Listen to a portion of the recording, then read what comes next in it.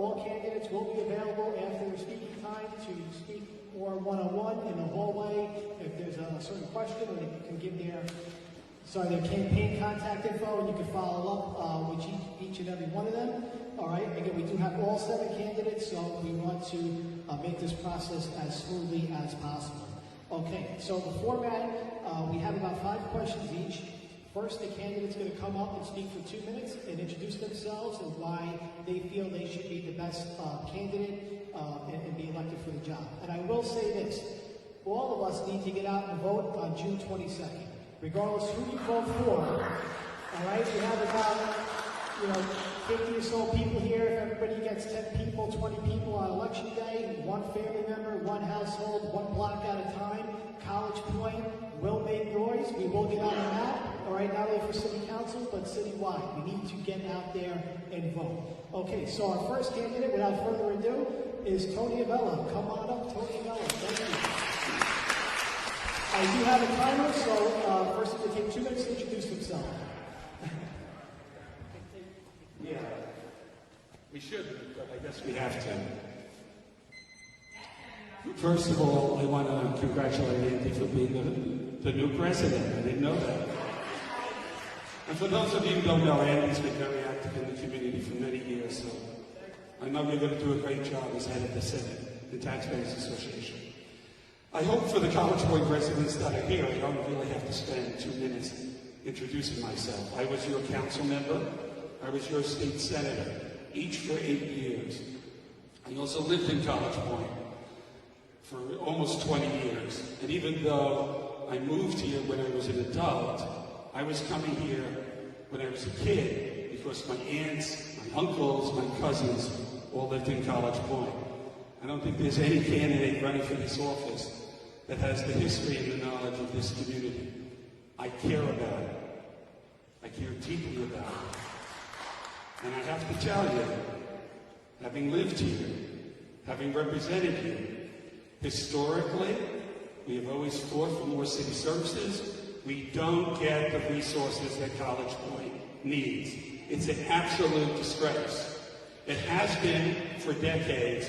It is now worse than ever.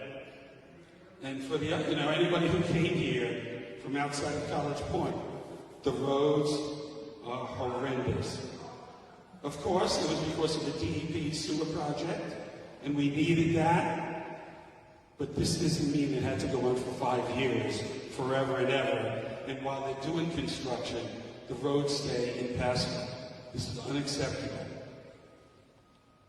Within what's ever left of the 2 minutes, this is a 2-year term for the city council. This is not 4 years because of redistricting that occurs every 10 years. Whoever is elected is going to have to hit the ground running. No time for opportunity to learn. Experience matters. None of the other candidates have been in public office.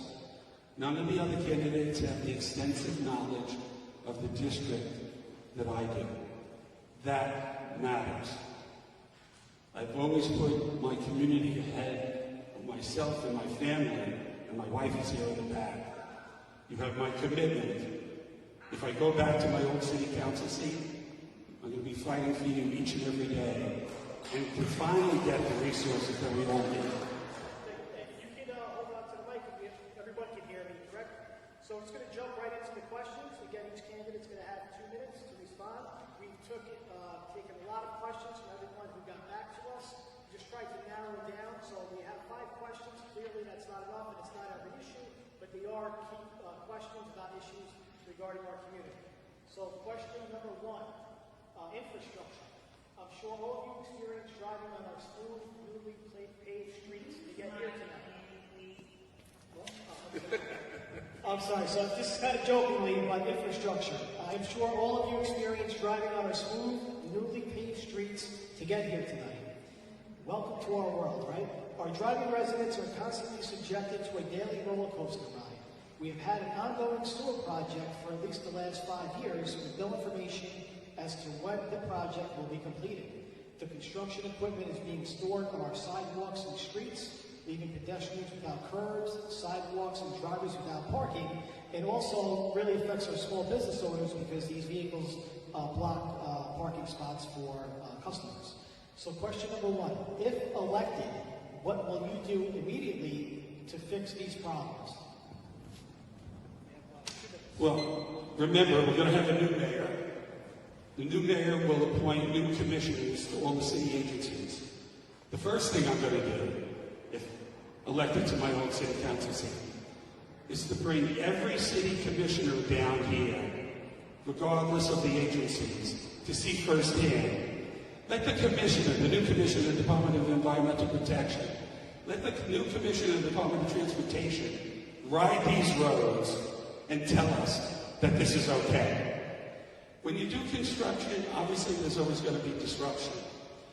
But you can't have a situation where a contractor can rip up a street, temporarily close it with temporary asphalt potholes, and then go to another part of the community. Fix the street while you're there, completely. There's no reason why they can't do that. And that's one of the duties of the city council is oversight. I was in the city council for 8 years, and I can tell you, I think we need to do a better job of oversight of the city agencies. The mayor controls the agencies, but the city council has to do more to make sure they're being responsible.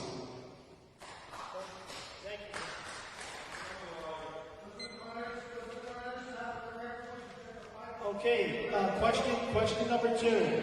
Question number two.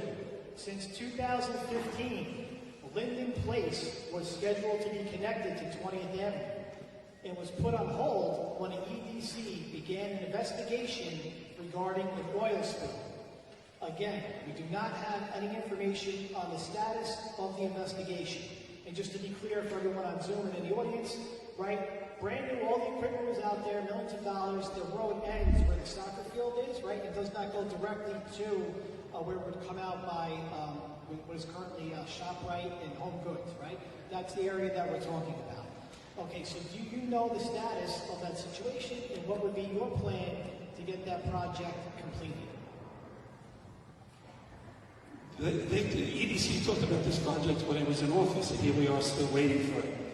The Economic Development Corporation historically has forgotten the communities it's supposed to represent. There's been very little community input. They paid very little attention to even community boards and their recommendations. I believe EDC has to be broken up. And I think the responsibility for construction needs to be taken away from them. You know, having lived in College Point, you all know when they started redoing the roads here because of the corporate park, what a terrible job they did. 130th Street is sinking. And anybody goes over that huge hump, which the city, in its audacity, says is a speed hump. It's not a speed hump. It's the road sinking below the sewer. The head of EDC has to be brought down here, but there has to be an oversight committee meeting in the city council to see what a bad job they're doing. The project should be taken away from them. If there is an oil spill, it shouldn't be EDC investigating it. It should be DEP, EPA, and the state. Let's find out what's going on, but let's move the project to either design and construction, which does construction projects, or Department of Transportation.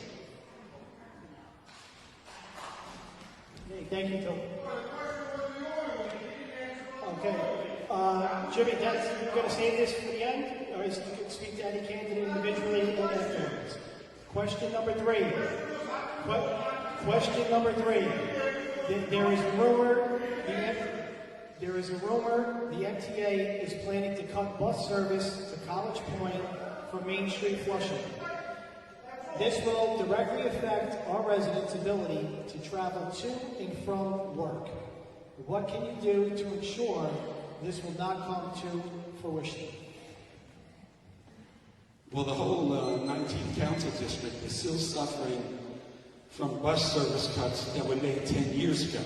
And we've been all fighting, including the current elected officials, to try and get those services back. Unfortunately, I didn't support this. The state legislature approved it. Congestion pricing. You all know what that is. You're going to be charged a certain amount of money to go into Manhattan, lower than, I think, 90th Street. We have to make sure that that money, which is supposed to go to mass transit, goes to our neighborhoods. Because we live, all of Northeast Queens lives in a transit desert. The MTA knows that, the city knows that, the state knows that. If the city and the state are going to get revenue from congestion pricing, it has to come here to the 19th Council District. And that has to be a major focus on whoever is elected to the City Council. And it certainly will be wrong. All right, thank you. Okay, question number 4. College Point has one shelter. It is rumored we are designated as a potential site for a second shelter. What is your position on a new shelter? Can you assure us you will do whatever is necessary to keep the shelter out of College Point? You know, it's, as I started to say when I was in the very beginning, when I was in the council, when I was your senator, I fought for this community 7 days a week, every week. It's no coincidence that after I lost the primary in 2018 for the Senate seat, that's when the city announced they were putting the homeless shelter in College Point. Not when I was technically the senator. Once I lost the primary, all my power was gone. That shelter has to go. College Point has the police academy, it has the tote pound, it has the sanitation garage and transfer station, it has Torrance Island, it has the post office. With all of these city and state facilities, what do you get for it? 0. And now you have a homeless shelter. That has to stop. If anything, for all those facilities that you're accepting the responsibility for, you should get something back. And that is certainly not have to take the responsibility of having a homeless shelter. My commitment, if elected, I'm going to get that out, one way or the other. And you certainly wouldn't get a second one. And by the way, Douglaston has a fight too, because they're getting one. Thank you, Tom. Question number 5. As a city council member, would you be willing to use your discretionary funds to help a smaller, mobile 109th police precinct located in College Point? And additionally, would you perhaps try to fund a program to have the police cadets from the NYPD Academy train and possibly patrol in and around College Point, since they're here, and as you mentioned, we have these citywide facilities in our town, but we're not seeing any hometown benefits, so to speak. That is an easy commitment for the police academy to do, to have the trainees in and out of College Point. That should be something that should be done now. I would certainly support a sub-precinct, but I got to tell you, my experience has been the police department frowns on that, and even when they make a commitment, and I have seen not only in my term as an elected official, but having worked for 2 mayors, where they make a commitment, and then they never follow through, or they put a few officers in, and then slowly but surely they leave, because they just don't have the manpower.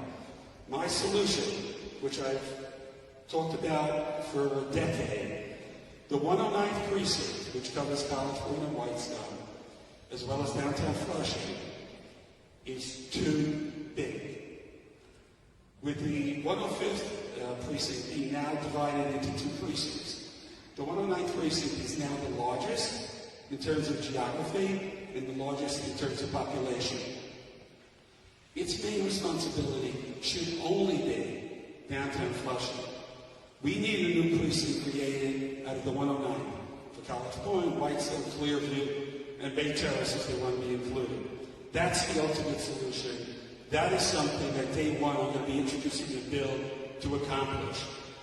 The communities along the Queens-Nassau border fought for 20 years, maybe even 30 years, which I supported when I was in the Senate, to create 2 precincts out of the 105th. They're finally getting it.